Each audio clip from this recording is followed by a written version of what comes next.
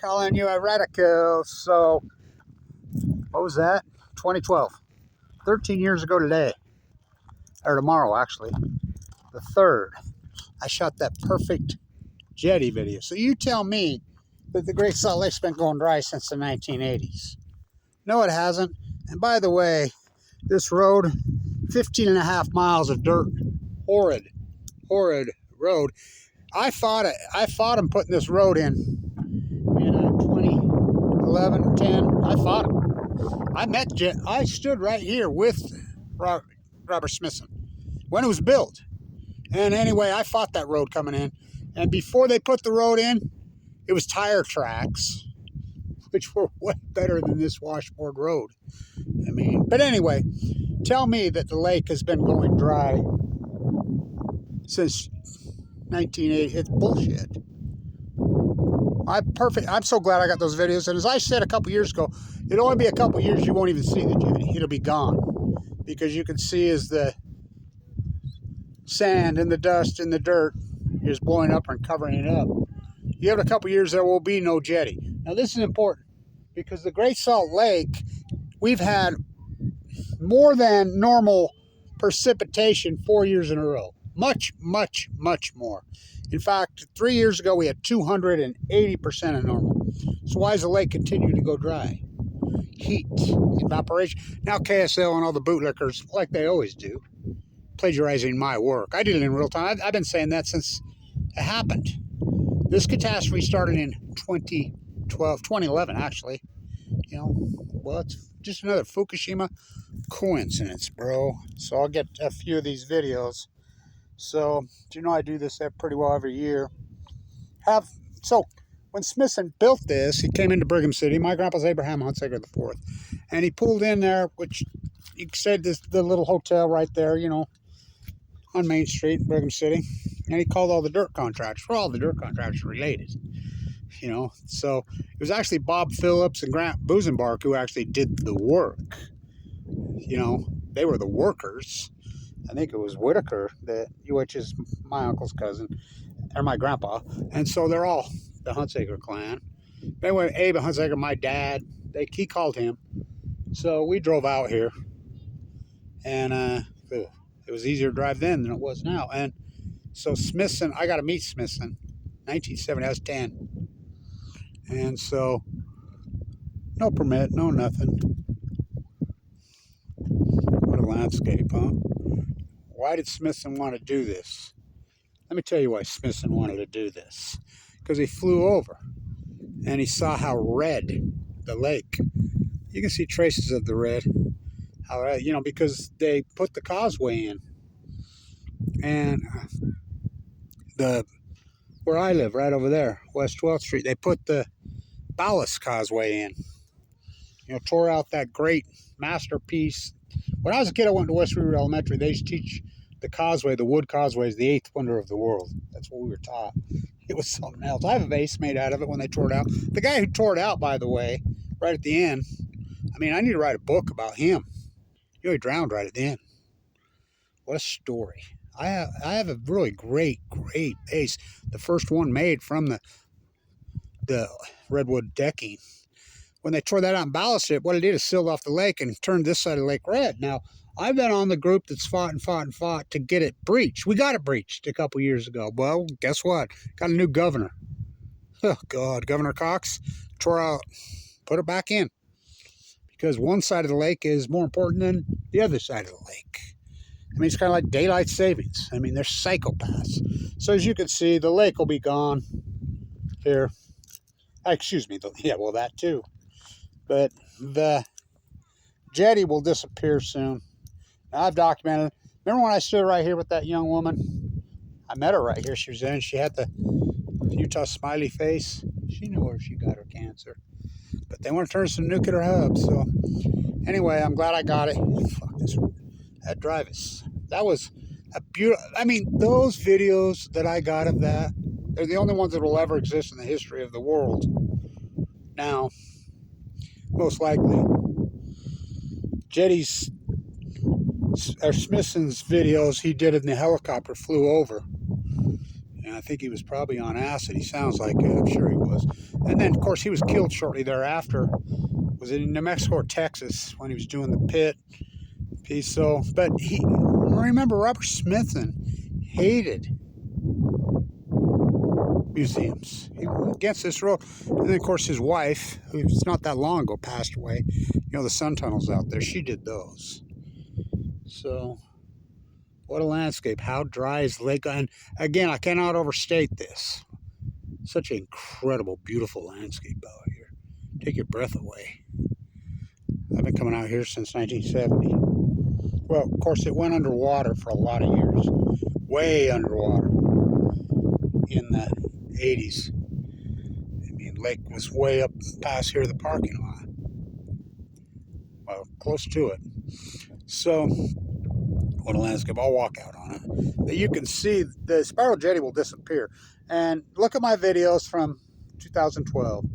What masterpiece. Talk about art. And I've always said it, you know, because Smithson was all about the landscape, you know. And do you think Picasso, I mean, Van Gogh, so many of these guys would have even owned a paintbrush and a canvas if they had a YouTube camera and a platform? I don't think they would have. Those videos that I did 13 years, God, has that been 13? And remember, look how skinny I was full of cancer, really full of cancer. Remember, I used to sit out of the window of the LESE State Bone Marrow Transplant and said, got to get out to the Jetty, got to get out to the Jetty and get a document. It was on my mind when I was dying of cancer inside the Bone Marrow Transplant Center. That's just another Fukushima coincidence, bro. Yeah, it's all coincidence, ain't it? 2011, 2012. Whoa. Where can you prop this up to flip your soup can?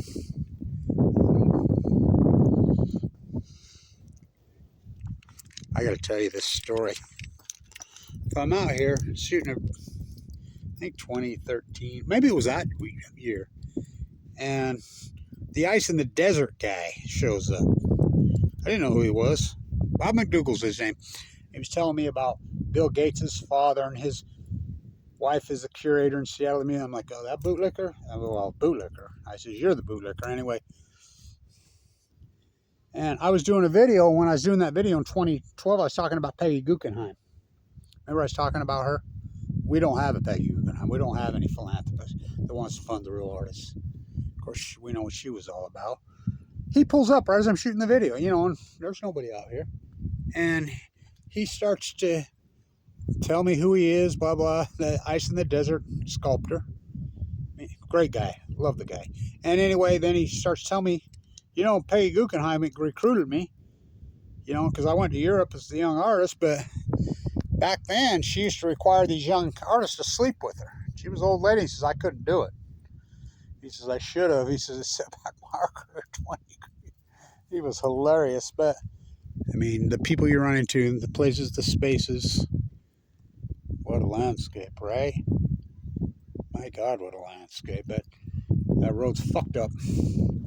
All right, so you got to flip your soup can, dude. I don't know where, how, when, why. Oh, I know why. I don't know where. I don't know. This has been put up, this goofy ass thing, post the road being out here. I predicted all that. I says, the crackpots will show up. And I'll do another video. Flip the soup can in the other video. Back my car up, put it on a bumper. Where's your crown? Bunch. And maybe we can get it right here.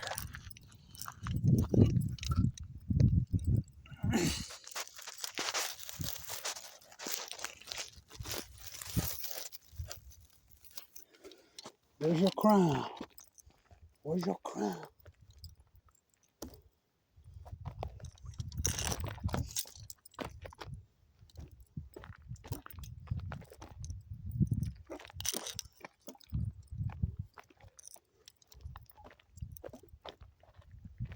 Where's your crown, Bunch? Where's your crown?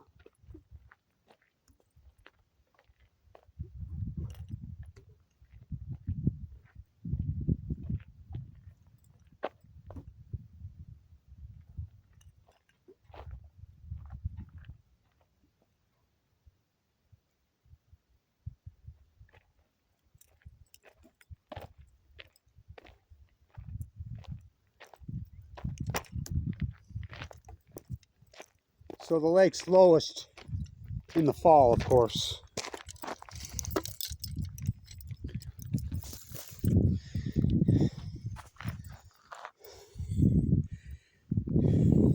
Important video. All these videos are important. I always thought I'd get somebody to come along and help me edit, help me, you know, do my thing. Nope. You know, thank you to the people that have hung in there and supported this historic work, but it's pretty lean, baby. Great video. There's no Wi-Fi out here, so. Where's your crown, Blanche? Where's your crown? Where's your... Oh! I love the shadows. Where's your shadows? Because I'm Shadow Band Blanche. Shadow Band Blanche. Shadow Band Blanche. Now let's head down to the jetty. Where's your crown, Blanche? Where's your crown? Like I said, it'll be gone soon.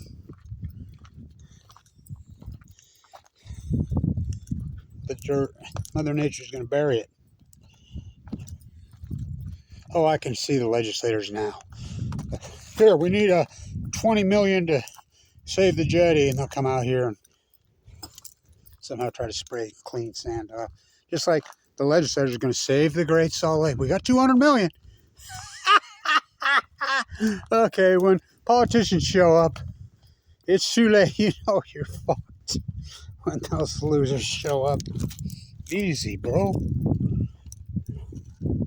Look how skinny I was in that video in 2012.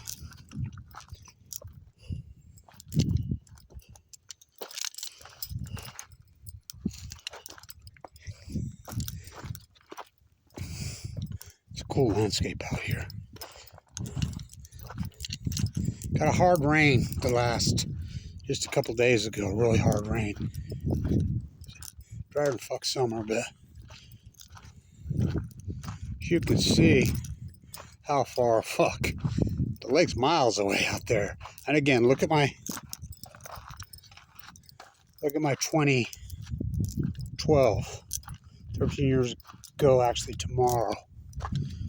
So, you can see.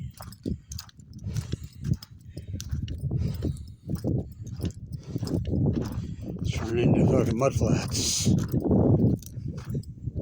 And again, we've had much more than normal precipitation, rain, snow, the last 3 years, 4 years. Big time. Big time. As you can see, you can look through my other videos. There'll be no jetty here in a couple of years. Well, it'll just be it'll be a sand berm. You won't see the rock.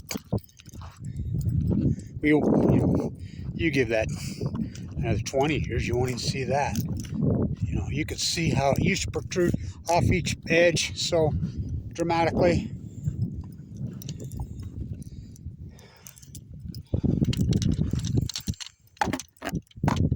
Not anymore.